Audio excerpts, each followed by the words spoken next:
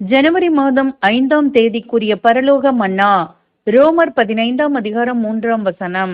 உம்மை நிந்திக்கிறவர்களுடைய நிந்தனைகள் என்மேல் விழுந்தது. வசனத்திற்குரிய விளக்கம்.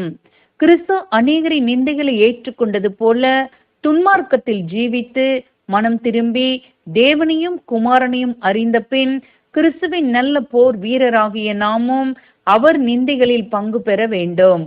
அவர் பூமியில் இருந்தபோது தம்முடைய பாடுகளை சற்றும் கருதாது துன்மார்க்கரின் நடுவே நிந்தைகளையும் இகழ்ச்சிகளையும் துன்பங்களையும் சகித்து பொறுமையுடனும் அன்புடனும் மற்றவர்களுக்காக சேவை செய்தார். அவரை வெறுத்தவர்களை குறித்து அவர் ஆச்சரியப்படவில்லை.